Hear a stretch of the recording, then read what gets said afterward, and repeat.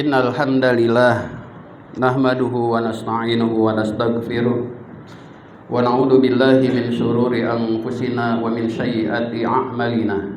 May yahdihillahu fala mudhillalah wa may yudlil fala hadiyalah.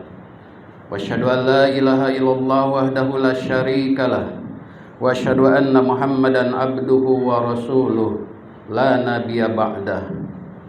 Ya ayyuhalladzina amanu ittaqullaha haqqa tuqatih wa la tamutunna illa wa antum muslimun.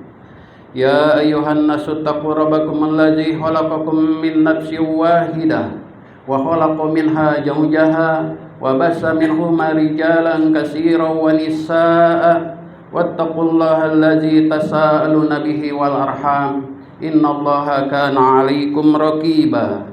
Ya ayyuhalladzina amanu taqullaha wa qulu qawlan sadida yuslih lakum a'malakum wa yaghfir lakum dunubakum wa may yuti'illaha wa rasulahu faqad faza fawzan azima. Amma ba'd. Fa inna khairal hadisi kitabullah wa khairal hadi hadi Muhammadin sallallahu alaihi wasallam wa syarrul umuri muhdatsatuha wa kullu muhdatsatun bid'ah wa kullu bid'atin dalalah wa kullu dalalatin finnar. Ayuhal muslimun, sidang jemaat rahimahumullah, puji dan syukur tak lupa kita panjatkan kehadirat Allah Subhanahu wa taala yang selalu senantiasa melimpahkan rahmatnya kepada kita, yang selalu senantiasa mencurahkan nikmat-nikmatnya kepada kita. Dan salah satu kenikmatan pada hari ini, Allah mengumpulkan kita di Masjid Al-Mulia ini guna untuk melaksanakan sholat Jum'ah secara berjamaah. Salawat dan salam senantiasa tercurah untuk baginda Rasulullah sallallahu alaihi wasallam beserta para sahabatnya, para tabi'in, tabi'ut tabi'in serta pengikut-pengikut yang setia dengan ajaran-ajarannya. Ayuhal muslimun, sidang jemaat rahimahumullah, saya sebagai seorang khatib berpesan untuk diri saya pribadi dan umumnya untuk jamaah untuk selalu senantiasa meningkatkan takwa kepada Allah dengan sebenar-benarnya takwa, wala tamutunna illa wa antum muslimun, dan janganlah kalian mati kecuali di dalam keadaan berserah diri kepada Allah Subhanahu wa taala. Ayuhal muslimun, sidang jemaat rahimahumullah, Allah Subhanahu wa taala telah memberikan kepada kita hambanya dua ketetapan yang tidak mungkin manusia bisa menghindari dari dua ketetapan tersebut. Yang pertama adalah ketetapan yang sudah pasti, yaitu adalah kematian. Sebagaimana firman Allah Subhanahu wa taala, "Qul innal mauta allazi tafiruna minhu." Katakanlah, sesungguhnya kematian yang kalian lari darinya, kematian yang kalian tidak sanggup untuk mendapatkannya, yang kalian belum siap untuk menemuinya, fa innahu malikikum, sesungguhnya pasti dia akan menemui kalian. Ini hal yang sudah dipastikan oleh Allah Subhanahu wa taala sebagaimana di firman yang lain, kullu nafsin dha'iqatul maut. Setiap yang bernyawa, setiap yang hidup pasti akan menemukan kematian. Dan itulah bagian daripada ketetapan yang telah ditetapkan oleh Allah Subhanahu wa taala. Dan kematian ini melalui ayat yang tadi di surat Al-Jumu'ah ayat ke-8, manusia ini berlari untuk menghindarinya. Tetapi yang satunya lagi, yang telah Allah tetapkan, yang sudah pasti telah ditetapkan oleh Allah, tetapi manusia berusaha untuk mengejarnya, yaitu apa? Yaitu masalah dunia, masalah harta, masalah rezeki. Itu adalah bagian ketetapan yang telah Allah tetapkan, dan manusia tidak akan mungkin mati kecuali telah dipenuhi, telah habis jatah yang telah Allah berikan, yaitu rezekinya. Abi Umamah radhiyallahu anhu berkata, menceritakan bahwa Rasulullah sallallahu alaihi wasallam bersabda, "Inna ruhal qudus nafasa fi ru'ini an-nafsa lan tamutu hatta tastakmila ajalaha wa tastawiba rizquha. Sesungguhnya Ruhul Kudus telah meniupkan di dalam jiwaku bahwa satu jiwa tidak akan mati sampai dia telah terpenuhi rizkinya. Suatu jiwa tidak akan pernah mati sampai rizkinya terpenuhi. Satu jiwa tidak akan mati sampai rizkinya habis. Sebagaimana kematian datang menghampirinya. Coba kita renungkan jamaah rahimahumullah. Bagaimana di antara kita kaum muslimin yang dia beriman kepada Allah, tapi dia tidak beriman kepada ketetapan yang telah ditetapkan oleh Allah Subhanahu wa taala tentang rizki. Bahwa rizki yang Allah berikan kepada kita tidak akan mungkin tertukar dengan rizki orang lain, tidak akan mungkin terganti, tidak akan mungkin diambil oleh orang lain, karena itu adalah rizki yang telah ditetapkan oleh Allah Subhanahu wa taala. Jamaah rahimahumullah, seandainya kita ingin mencari rezeki dengan meninggalkan, dengan durhaka kepada Allah, seandainya kita mencari rezeki dengan mendurhakai Rasulullah, seandainya kita mencari rezeki dengan mendolimi saudara-saudara kita dan ingin mendapatkan yang lebih banyak dan lebih banyak lagi, kemudian Rasulullah Shallallahu Alaihi Wasallam bersabda, walam ya'tihi minad dunya illa ma qaddara lahu. Tidak akan datang kepada siapapun harta itu, rezeki itu tidak akan datang kepada siapapun harta tersebut illa ma qaddara lahu, kecuali yang telah ditakdirkan oleh Allah Subhanahu wa taala. Coba renungkan oleh kita jamaah rahimahumullah. Mungkin di antara kita ada sebagian kecil yang tidak menginginkan rezeki, karena mungkin dengan anggapan khawatir kelak pada yaumil akhir akan besar hisabnya. Rasulullah Shallallahu Alaihi Wasallam mengabarkan, walau anna ibnu Adam para minar rizkihi kama yufirru minal maut la adrakahu rizquhu kama rudrikuhul maut. Seandainya manusia berlari menjauh dari rezekinya seperti dia menjauh dari kematian, maka pasti dia akan menemui rezekinya sebagaimana maut akan menemuinya. Coba bayangkan oleh kita jamaah rahimahullah, tidak sedikit di antara kita, di antara kaum muslimin yang mengejar harta dengan berbagai macam cara, menghalalkan cara, padahal dia sudah ditetapkan oleh Allah Subhanahu wa taala bahwa rezekinya telah dijamin oleh Allah Subhanahu wa taala. Dia mengejar sesuatu yang telah dipastikan oleh Allah akan jatahnya. Dia mengejar sesuatu yang telah ditetapkan oleh Allah, bahkan sampai durhaka kepada Allah, kepada Rasul, bahkan menzalimi saudaranya sendiri. Jamaah rahimahullah, ada salah satu kisah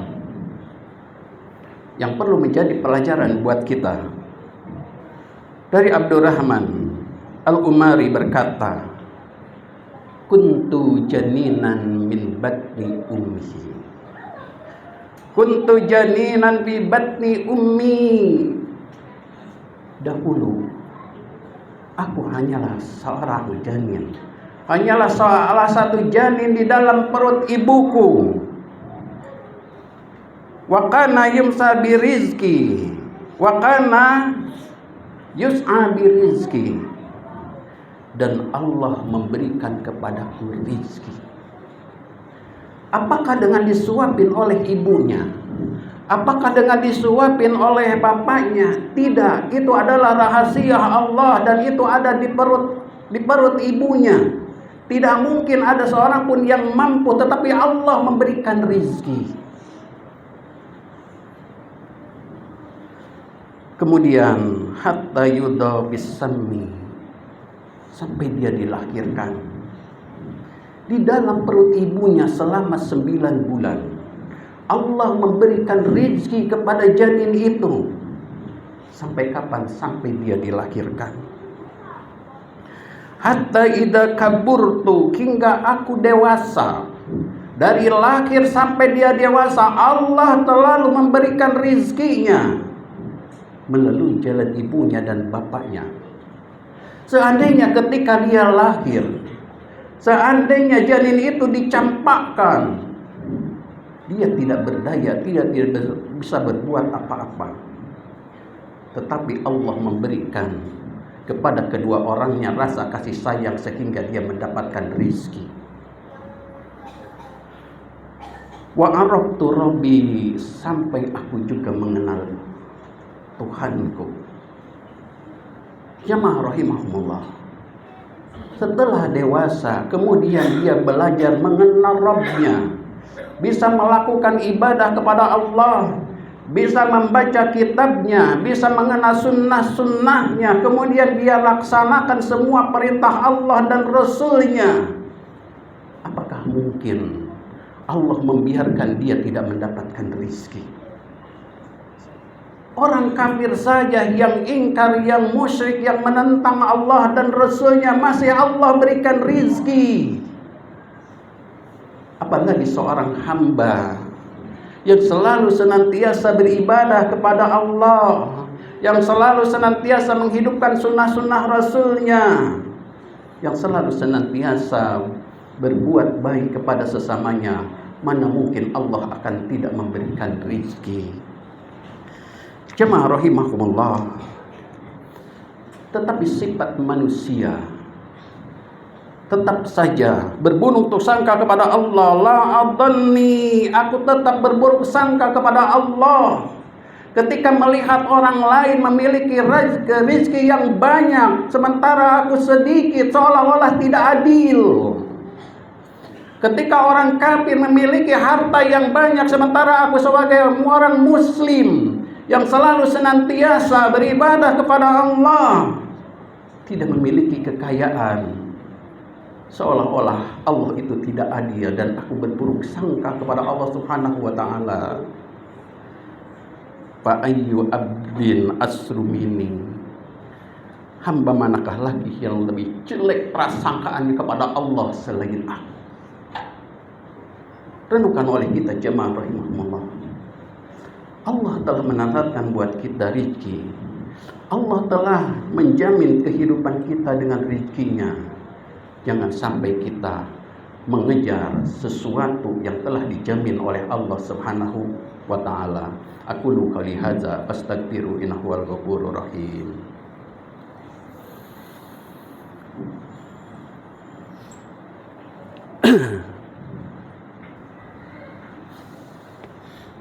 Alhamdulillah hamdan thayyiban mubarakan fi kama yuhibbu rabbuna wa yarda. Wa asyhadu an la ilaha illallah wahdahu la syarikalah wa asyhadu anna Muhammadan abduhu wa rasuluhu la nabiyya ba'dah.